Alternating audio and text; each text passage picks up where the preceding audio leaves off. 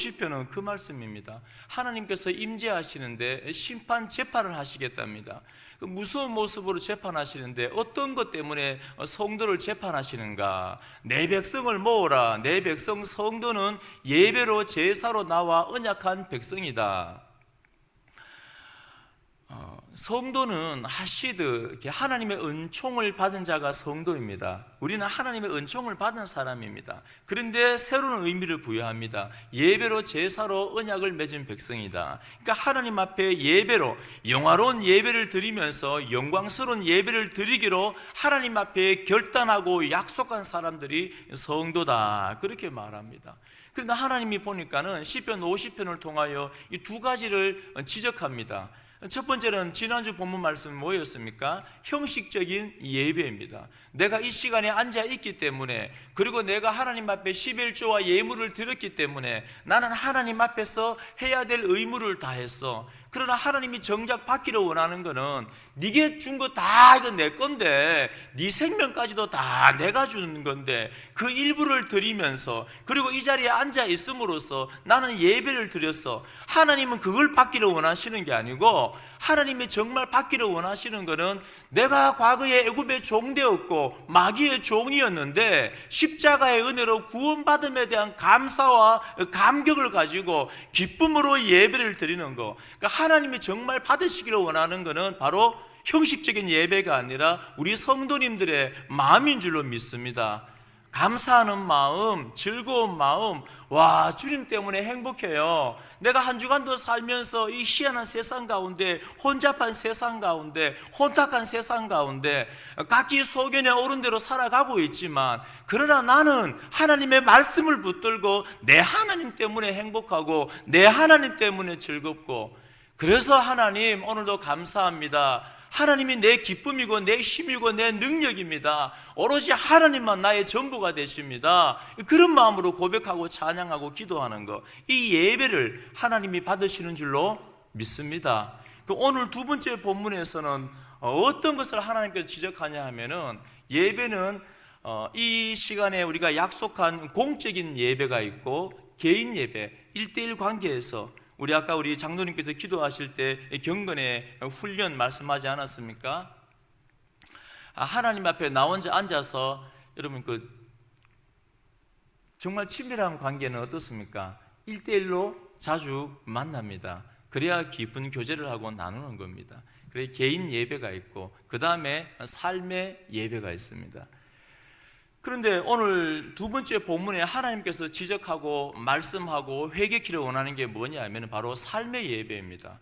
그러니까 공적인 예배, 이 시간에 드리는 약속한 이 시간에 드려지는 예배하고 우리 개인 예배와 삶의 예배가 따로따로가 아니고, 삶의 예배가 무너지면은 이 공적인 예배는 이미 무너진 겁니다. 이 공적인 예배가 무너지면 삶의 예배가 무너진 겁니다. 이거는 하나인 거예요. 그래서 오늘 두 번째 본문의 16절부터 하시는 하나님의 말씀은 삶의 예배를 회복하라는 것입니다. 16절에 보시면은, 악인에게는 하나님이 이르시되 내가 어찌하여 내 율례를 전하며 내 언약을 내 입에 두느냐. 하나님의 말씀을 가르치는 거, 하나님의 말씀을 전하는 것은 좋은 거 아닙니까? 그런데 오늘 16절에는 네가 왜 내 율례를 전하고 네가 왜 내 언약을 내 입에 두느냐. 그러니까 하나님의 말씀을 네가 왜 가르치느냐, 하나님의 말씀을 네가 왜 전하느냐 하지 말라는 겁니다. 악인에게는 왜 그러냐면, 여기 나오는 악인이 뭐냐면은 이방인이 아니고 경건치 않는 자. 세상의 관점에 바라보면은 도덕적으로 죄를 지은 사람을 악인이라 하는데, 물론 그것도 악인이 맞습니다. 근데 성경에서 주로 악인이다라고 말하는 것은 이 경건치 않는 자, 그러니까 하나님을 두려워하지 않는 자, 경외하는 마음이 없는 사람, 하나님을 겁내지 아니하는 사람, 그래서 내 소견에 옳은 대로 행하는 사람을 경건치 않는 자, 악인이라고 말합니다. 그러니까 16절에 나오는 악인은 이방인이 아니고 교회 공동체 안에 있는 겁니다. 교회 공동체 안에 있는데, 사실은 제가 오늘 이 말씀을 묵상하면서 제가 참 많이 하나님 앞에 회개를 많이 했습니다. 저한테 하시는 말씀 같아요. 왜냐하면 교회 공동체 안에 있는데 경건치 않는 자가 누구냐 하면 하나님의 말씀을 저처럼 가르치고 믿은 지 오래되어서 하나님의 말씀을 연구하고 하나님의 말씀을 전하는 사람인데 경건치 않는 거예요. 그러니까 입으로, 내 머리로, 내 이성으로는 말씀을 많이 배웠고 말씀을 많이 연구하고 말씀을 전하고 말씀을 가르치는데 경건치 않는 겁니다. 그게 무슨 말이냐면 17절을 보십시오. 네가 교훈을 미워하고 내 말을 네 뒤로 던지며, 그러니까 하나님이 얼마나 마음이 아팠겠습니까? 이 교회 공동체 안에 와서는, 이 공적인 예배 가운데서는 하나님의 말씀을 수없이 얘기해요. 하나님은 이런 분이에요. 하나님은 이런 분이에요. 하나님은 이런 분이에요. 연구를 하고 가르치고 전하는데 실제 삶에 들어가서는 교훈을 미워한다는 게 뭐냐면은 혐오한다는 겁니다. 그러니까 말씀이 싫다는 거예요. 그래서 말씀을 어떻게 한다고요? 뒤로 던져버리는 거예요. 이 삶의 예배가 없는 겁니다. 그러니까 하나님이 얼마나 마음이 아팠겠습니까? 이사야서 보시면은 5장에 보면, 이사야서 요즘에 새벽에 계속 묵상하고 있지 않습니까? 그 1장에 보다 하나님께서 1장부터 하나님이 뭐라 말씀하시냐면은, 야, 너희가 예배 드리지 마. 누가 너희에게 요구하였느냐? 내 마당만 밟을 뿐이니라. 내 마음이 너희의 월삭과 정한 절기를 싫어하나니 예배가 싫대요. 그것이 내게 무거운 짐이라. 내가 지기에 곤비하였느니라. 그러니까 이사야서 보면 하나님께서 예배가 싫답니다. 예배가 싫을 리가 없잖아요. 예배를 통하여 하나님을 영화롭게 해야 되는데, 그런데 알고 보니까 5장에 넘어가니까 화 있을진저, 화 있을진저, 화 있을진저, 이 말씀이 계속 나오면서 제가 5장 18, 19절 읽어드립니다. 거짓으로 끈을 삼아 죄악을 끌며 수레줄로 함같이 죄악을 끄는 자는 화 있을진저, 그들이 이르기를 그는 자기의 일을 속속히 이루어 우리에게 보게 할 것이며 이스라엘의 거룩한 이는 자기의 계획을 속히 이루어 우리가 알게 할 것이라 하는도다. 이 무슨 말이냐면은, 그 당시에 이 악인들이, 경건치 않은 자들이, 귀인들이, 기득권을 가진 자들이, 말씀을 마땅히 가르쳐야 되고 오래된 사람들이 이사야 선지자에게 뭐라 말하냐면, 야, 선지자야, 너 말만 하지 말고 이제 좀 보여봐. 이스라엘의 거룩하신 이가 뭐 심판한다면서, 이런 계획을 갖고 있다면서, 하나님이 이렇게 응답하신다면서 말만 하지 말고 이제는 좀 보여봐. 무슨 말이냐면은, 이 하나님의 말씀을 신뢰하지 않는 겁니다. 이 삶 가운데 하나님의 말씀대로 살지 않고 내 욕심대로, 내 소견에 오른 대로 살면서 하나님의 말씀을 가벼이 여기는 겁니다. 그러니까 하나님께서, 아니 주일날, 안식일날 나와서 거룩한 척하고 예배를 드리는데 실제로 삶 가운데는 공의와 정의를 행하지 않고 자기 마음대로 살아가고 하나님을 업신여기며 살아가면서 안식일에는 나와 예배를 드리는 거예요. 그래서 하나님께서 왜 너희가 악인이 내 말을 가르치느냐? 의미가 없다는 겁니다. 주일날, 안식일날 나와서 아무리 열심히 해도 삶 가운데 하나님을 사랑하지 않고 그 말씀을 청정하지 않는. 그래서 호세아서 보면은 호세아 선지자가, 선지서는 다 심판을 말합니다. 심판을 말씀하는 목적은 빨리 회개하고 죄 가운데 있음을 깨닫고 인지하고 각성하고 돌아오라는 겁니다. 그 호세아 선지자가 이스라엘 백성들에게, 지금 이스라엘 백성들이 멸망하는 이유가 뭔가? 4장 6절에 내 백성이 지식이 없음으로 망하는도다. 내가 지식을 버렸으니 나도 너를 버려 내 제사장이 되지 못하게 할 것이요 내가 내 하나님의 율법을 잊었으니 나도 내 자녀들을 잊어 버리리라.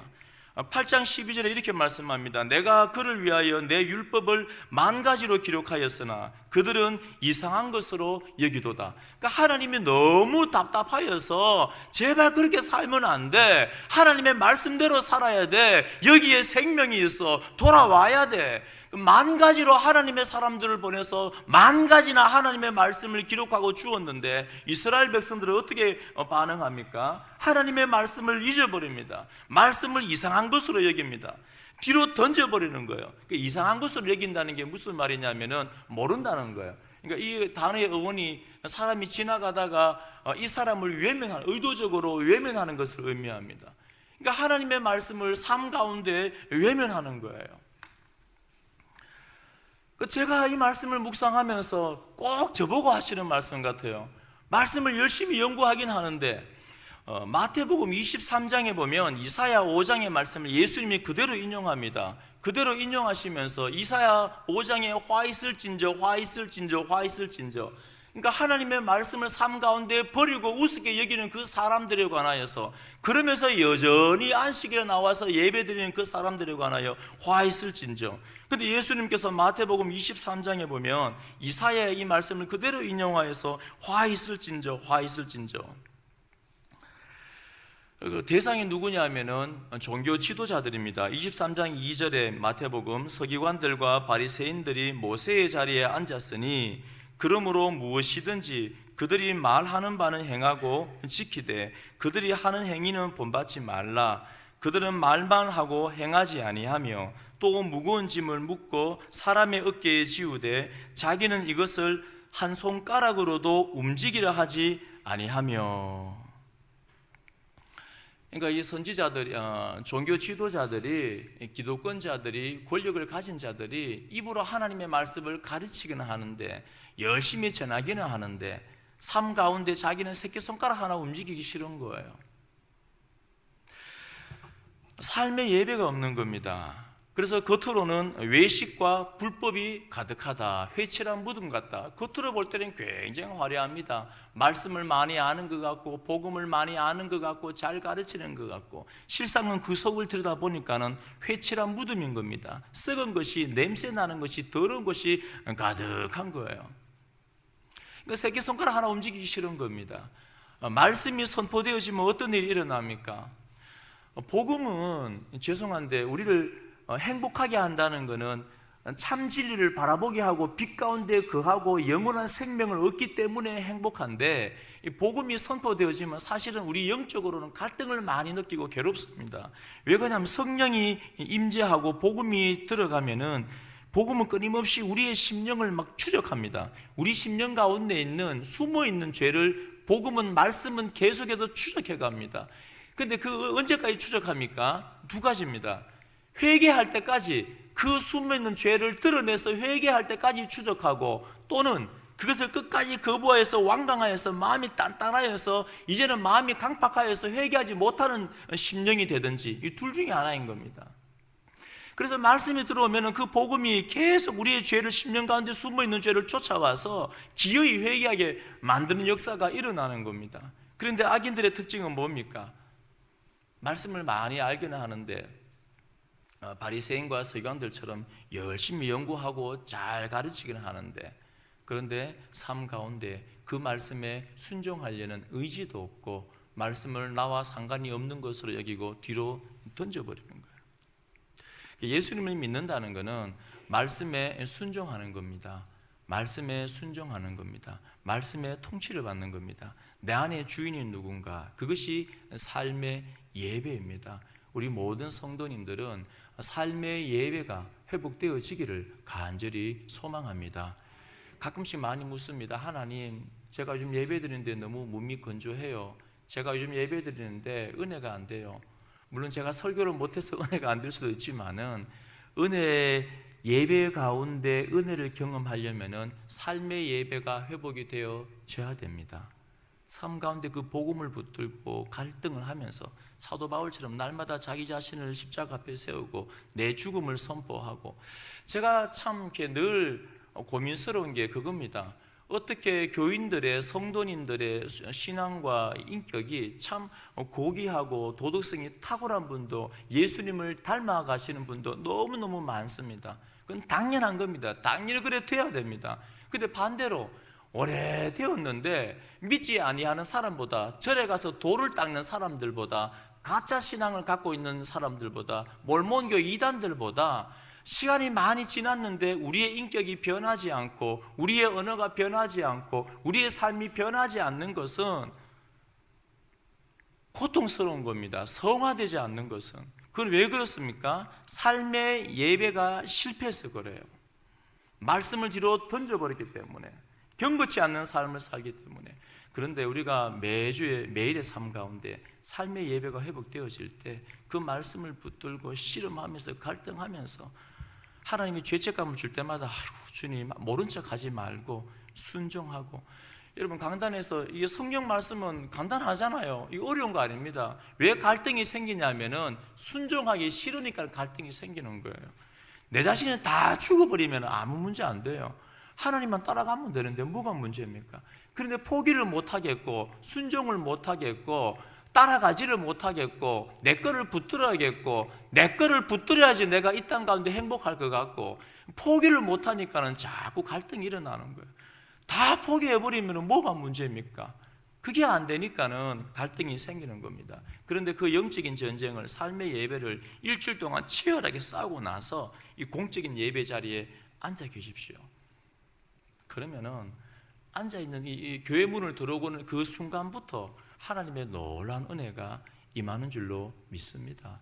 하나님, 제가 왔습니다. 하나님, 제가 왔습니다. 한 주간 더 열심히 싸우고 왔습니다. 그때 은혜가 임하는 겁니다. 18절부터는 그러면은 교훈을 미워하고 말을 뒤로 던지는 그 사람들이 구체적으로 어떤 사람인가, 어떻게 살아왔는가. 18절에 보니까는 18절, 19절 크게 두 가지입니다. 이 도덕적으로 이 세상 사람들하고 구별되지 않게 살아가는 것. 또 한 가지는 이 언어, 말을, 입을 마귀에게 내어준 것. 이 두 가지가 말씀을 버리고 산 겁니다. 말씀을 뒤로 던지고 산 사람의 특징입니다. 도둑을 본즉 그와 연합하고 간음하는 자들과 동료가 되며. 여러분, 도둑을 보면 어떻게 합니까? 이 도둑이라는 것은 편법을 쓰는 것, 정의롭지 않는 것, 하나님의 말씀에 불순종하는 것을 의미합니다. 그런데 그러한 것을 봤을 때 어떻게 반응해야 됩니까? 그 도둑과 연합을 하는 겁니다. 성도는 그것이 잘못되었다라고 가르치고 말하고 경계해야 되는데, 이 세상의 사람들과 똑같은 가치관을 가지고 기업을 운영하고, 이 세상 사람들과 똑같은 가치관을 가지고 관계를 맺고 살아가고 회사에 다니고 일을 하고, 그러니까 겉으로 볼 때는 표시가 안 나는 겁니다. 예수님을 믿는 사람인지 믿지 아니하는 사람인지.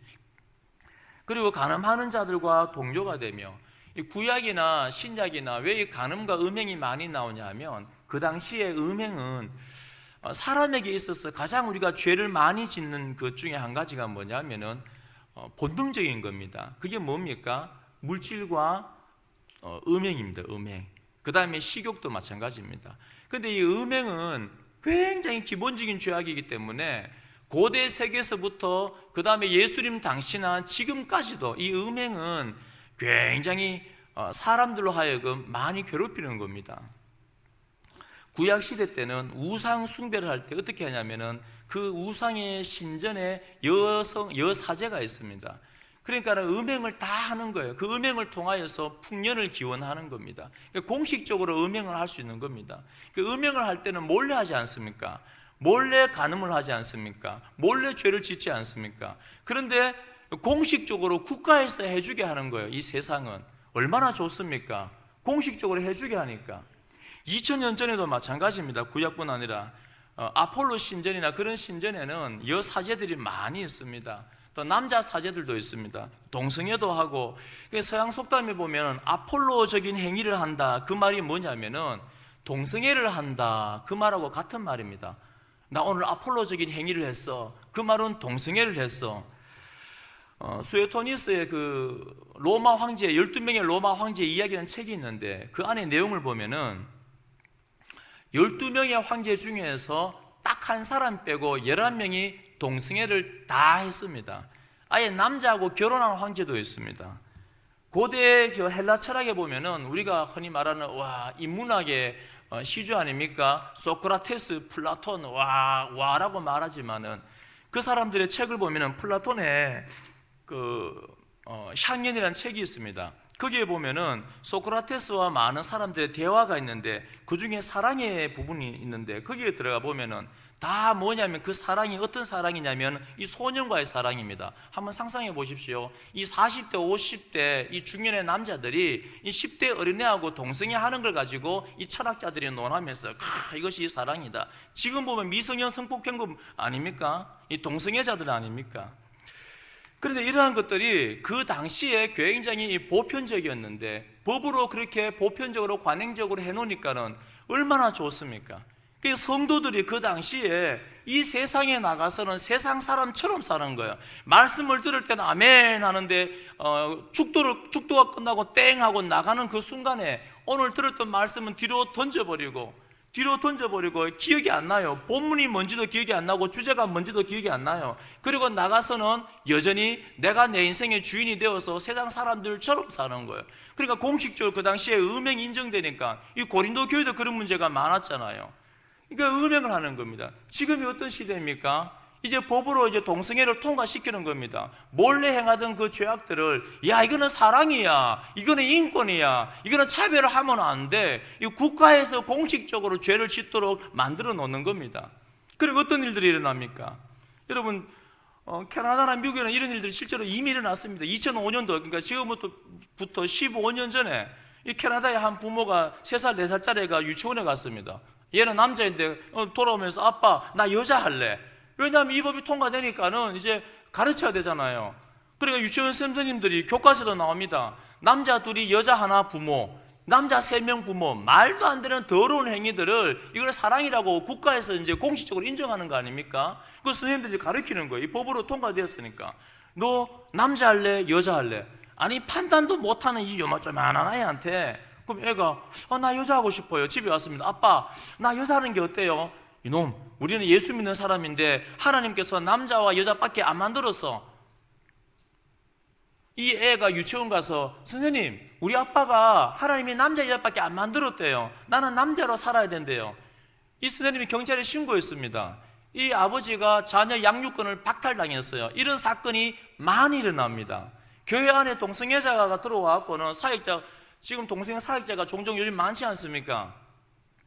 미국에는 벌써 과거에 오래전에 장로교나 많은 교단에서 이 동성애자들한테 목사 안수를 주는 겁니다. 장로한테 목사 안수를 주는 거예요. 이 동성애자가 많이 이제 교회 안에 나오는 겁니다.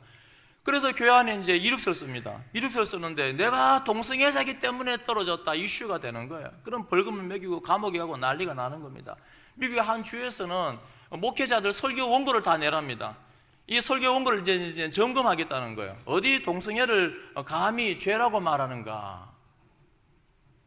그러니까 이 세상의 죄인들은 너무 좋은 거예요. 와, 국가에서 공식적으로 동성애를 사랑이라고 인정해 줬다. 난리가 나는 거예요. 그래서 동성애가 캐나다에서는 다른 나라에서는 40배 늘었습니다. 어떻게 하겠습니까? 40배가 는 거예요. 동성애가. 이 동성애 만화도 보편적으로 나오고 동성애 영화도 나오고 미화시키고. 근데 얼마 전에 트럼프가 말한 것처럼 이제 미국에서는 모든 성을 인정하지 않겠다. 몇십 가지 성을 만드는데 정신이 없는 소리죠. 하나님이 만든 거 유전자를 통하여서 남자, 여자밖에 인정 안 하겠다. 지금도 여러분 난립니다. 나는 여자인데 누가 나의 성을 정해? 이 시험난 남자가 자기 여자라면서 여자 화장실에 가는 거예요. 그런 보편적인 일들이 우리 성도님들이 깨어 있어야 돼요. 이거를 묵인하거나 내일이 아니니까 그거는 아직까지 안에 복음이 없는 겁니다. 거룩한 분노를 가지고 기도하고 저항을 하고 하나님 앞에 매달려야 합니다. 이런 시대가 오면은 우리 성도님들의 손자나 자녀들이 어떻게 살아가겠습니까? 그러니까 이 18절에 보니까는 삶의 예배가 무너진 사람들, 말씀을 뒤로 던지는 사람들의 특징이 뭐냐면은 세상 사람들하고 구별이 없이 살아가는 거예요. 그 인격이나 그 도덕성이 똑같은 겁니다. 그리고 19절, 20절까지는 다 뭐냐면은 말에 관련된 겁니다. 삶의 예배가 무너진 사람의 특징이 뭐냐면은 언어가 자 19절 보십시오. 내 입을 악에게 내어주고, 악에게 내어주었다는 것은 이 주체가 하나님이 복음을 전하라고 사랑하고 격려하고 순종하라고 우리의 입을 주셨는데, 찬양하라고 입을 주셨는데, 삶의 예배가 무너진 사람들, 말씀을 뒤로 던지는 사람들의 특징이 뭐냐면은 입을 악에게 줘버렸답니다. 그러니까 악의 통치를, 마귀의 통치를 받는 입이 되어버린 거예요. 그러니까 어떤 일이 일어납니까? 내 혀로 거짓을 꾸미며, 이 거짓을 꾸민다는 것은 이 거짓과 하나 되고 속인다는 겁니다. 그물을 치고 덫을 놓는다는 겁니다.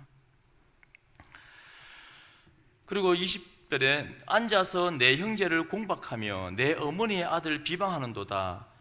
형제 동그라미 쳐놓고 어머니의 아들 동그라미 쳐놔보십시오. 같은 말인데 이걸 평행법이라 그러고 강조하는 겁니다. 그럼 뭐냐면은 지금 예수 그리스도의 십자가 보혈을 통하여서 여기 계신 우리 모든 성도님들은 한 형제가 된 줄로 믿습니다.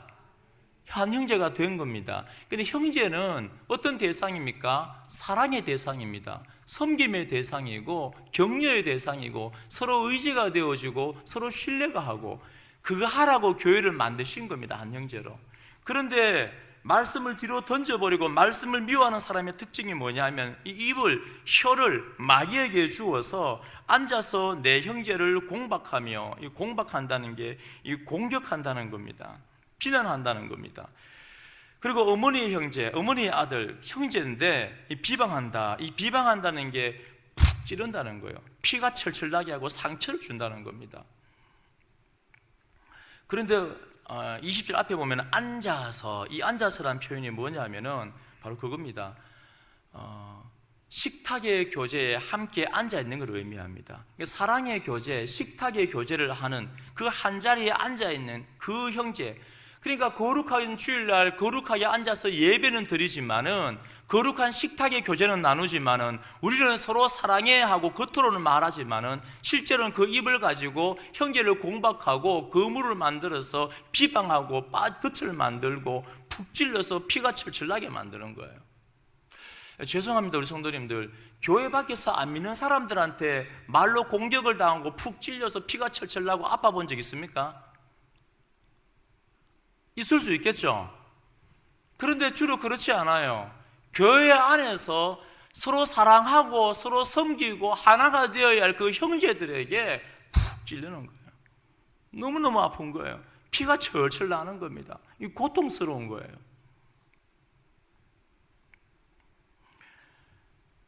시편 41편에 보면은 이런 일들이 자주 일어났습니다. 성경시대에 자주 일어났기 때문에, 지금도 자주 일어나기 때문에 하나님이 이 성경을 우리에게 주신 겁니다. 41편에 보면은 다윗이 지금 죽을 병에 걸렸어요. 41편 4절에 보면 내가 말하기를 여호와여 내게 은혜를 베푸소서, 내가 주께 범죄하였사오니 나를 고치소서. 죽을 병 걸렸어요. 하나님 앞에 간절하게 지금 기도하고 있습니다. 자, 그 다음 구절 보면 나의 원수가 내게 대하여 악담하기를 그가 어느 때에나 죽고 그의 이름이 언제나 없어질까? 나를 보러 와서는 거짓을 말하고 그의 중심에 악을 쌓았다가 나가서는 이를 널리 선포하오며. 그러니까 이 악인이 내게 병문안 와서는 내게 위로를 하고 내게 막 격려를 하고 그렇게 말해놓고는, 나를 보러 와서는 그렇게 말했지만은 중심에 악을 쌓았다가는 나가서는 나를 비방하는 겁니다. 9절에 보시면 내가 신뢰하여 내 떡을 나눠 먹던 나의 가까운 친구도 나를 대적하여 그의 발꿈치를 들었나이다. 그러니까 내 떡을 나눠 먹는다는 게 앉아서 이 접시에, 그 당시에 가장 신뢰하는 사람 한 형제는 어떻게 식사를 하냐면은, 그 당시에 가장 친밀하고 신뢰하는 사람은 식탁 교제를 할 때 이 한 접시에 한 떡에 같이 먹습니다. 그럼으로써 너와 나는 한 형제다, 우리는 하나다, 이거를 이제 드러내는 거예요. 그런데 함께 앉아서 이 떡을 나눠 먹던 그 친구가, 그 형제가 알고 보니까는 나를 비방하고 나를 공격하고 푹 찌르는 거예요. 그 다윗은 그것을 경험한 겁니다. 그래서 오늘 본문 말씀에서 말씀을 싫어하고 말씀을 뒤로 던지고 삶의 예배가 없는 사람의 특징이 뭐냐면 이렇게 말로서 공격하는 겁니다. 그 21절에 내가 이 일을 행하여도 내가 잠잠하였더니 네가 나를 너와 같은 줄로 생각하였도다. 하나님이 잠잠한 이유는 뭡니까? 하나님은 기다리시는 겁니다. 깨닫기 위해서. 만약에 하나님의 기다리심이 없으면은 여기 한 사람도 앉아 있을 사람이 없습니다. 다 심판을 받아 멸망당하는 겁니다. 그렇지만 우리가 죄를 짓고 반복되는 죄를 지었을 때 그때도 하나님은 우리에게 바로 징벌하지 않습니다. 바로 벌을 주지 않습니다. 기다립니다. 왜요? 끊임없이 성령 하나님께서 임재하시고 복음을 통하여서 그 죄를 스스로 발견하게 만들어서 하나님께 돌아오고 하나님의 사랑을 깨닫게 만들고 회개하기를 기다리는 겁니다. 그런데 악인들의 특징은 뭡니까? 경건하지 않는 사람의 특징은 봐, 하나님 없잖아, 괜찮아, 하나님도 우리하고 똑같아. 그래서 하나님께서 21절 중반에 내가 너를 책망하여 내 죄를 내 눈앞에 낱낱이 드러내리라 하시는도다. 우리가 언젠가 하나님의 심판대 앞에 서면은 우리의 죄가 낱낱이, 이 말은 아무리 숨겨있는 죄까지도 하나님 앞에 다 드러납니다. 다 드러나요. 요즘에 시간이 지나면 지날수록 교묘해집니다. 우리가 죄를 짓는 게 자꾸 교묘해져요. 애매하게 죄를 짓습니다. 비방을 하더라도 직접 비방을 하지 않고 칭찬을 하는 것 같은데, 누가 그렇게 말하던데, 누가 그렇게 말하던데, 누가 그렇게 말하던데, 그 사람으로 하여금 비방하게 만들고 또 죄를 짓게 만들고. 참 마귀는 교묘해요. 우리의 입술을 마귀에게 주면은 마귀는 참 교묘하게 이 공동체를 무너뜨리고 푹 찔러서 상처를 주는 겁니다. 근데 여러분 꼭 기억하십시오. 저도 참 무섭습니다. 우리 안에 숨겨진 이 죄악들은 그 심판대 앞에 섰을 때, 빛이 비칠 때 낱낱이 사사시 다 드러납니다. 못 숨겨요. 못 숨깁니다. 그래서 하나님께서 간곡하게 부탁합니다. 22절, 하나님을 잊어버린 너희여, 이제 이를 생각하라. 저는 이 말씀을 묵상하면서 저는 말씀을 잘 알고 있다고 생각하고 말씀을 많이 연구하고 말씀을 가르치는 사람인데, 알고 보니까 저는 하나님을 잊어버린 사람이에요. 제 삶 가운데 이 말씀의 통치를 받기 위해서, 말씀에 순종하기 위해서 그렇게 몸부림치는 그 갈등이 제 안에 별로 없는 겁니다. 잘 가르치고 잘 연구하고 잘 전하고 만족하는 거예요. 그거야 경건치 않는 사람들, 하나님을 잊어버린 삶인 것입니다. 그렇지만 하나님께서 오늘 말씀합니다. 하나님을 잊어버린 너희여, 이제 이를 생각하라. 그렇지 아니하면 내가 너희를 찢으리니 건질 자 없으리라. 찢는다는 게 뭐라 했습니까? 언약을 파기하였을 때. 어떤 언약입니까? 성도는 예배를 드리기로 언약한 백성입니다. 이것을 삶의 예배가 무너졌을 때, 공적인 예배가 무너지고 언약이 무너지고 심판을 받고 찢어지는 겁니다. 그래서 하나님께서는 회개를 촉구하는 것입니다. 구원받기를 원하시는 겁니다. 23절 마지막에 감사로 제사를 드리는 자가 나를 영화롭게 하나니 그의 행위를 옳게 하는 자에게 내가 하나님의 구원을 보이리라. 하나님께서 내게 어떤 은혜를 베푸셨는가, 그 감사, 그 은혜, 그 첫사랑을 회복하고 삶 가운데 말씀의 통치를 받고 삶의 예배가 회복되어지는 우리 믿음의 사람들 되어지기를 축원드립니다. 삶 가운데 하나님의 그 흘러넘치는 그 십자가의 은혜로 인하여서 늘 기뻐하고 감사하면서, 여러분 죄를 지었을 때 마음에 평안이 있습니까? 없습니까? 없습니다. 죄를 지으면 굉장히 달콤해 보이는데 죄 지으면 어떻습니까? 기쁨이 없습니다. 불안한 거예요. 그러나 하나님의 이 놀라운 은혜가 넘칠 때, 요한복음 14장 23절에 보면 예수께서 대답하여 이르시되 사람이 나를 사랑하면 내 말을 지키리니 내 아버지께서 그를 사랑하실 것이요. 그러니까 우리가 십자가의 은혜가 흘러 넘칠 때 주님을 사랑하게 되면 어떻습니까? 그의 말에 순종하게 되고 말씀의 통치를 받게 되어지는 겁니다. 삶의 예배가 되어지는 거예요. 이 공적인 예배와 삶의 예배가 따로가 아닌 겁니다. 그러니까 하나님께서 이 공적인 예배를 고치기 위하여서 오늘 두 번째 문단에서 말씀하고자 하는 것은 바로 말씀의 통치를 받는 삶의 예배를 드리라. 세상 사람들하고 다르게 살아라. 우리의 언어를, 입을 마귀에게 주지 말고 말씀의 통치를 받게 하여서 삶의 예배를 회복하십시오. 그렇게 말한 겁니다.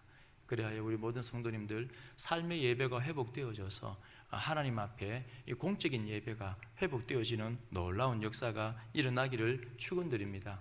그 예배 가운데 하나님께서 임재하시는 겁니다.